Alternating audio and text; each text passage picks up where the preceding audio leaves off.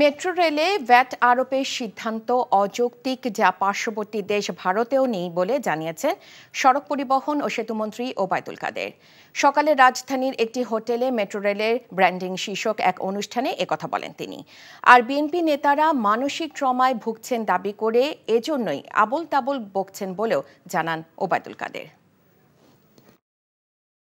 আমাদের ইন্ডিয়া হঠাৎ করে এখানে 15% ভ্যাটের ঘোষণা, ভারতে কোনো ভ্যাট, তাহলে আমরা কেন করব?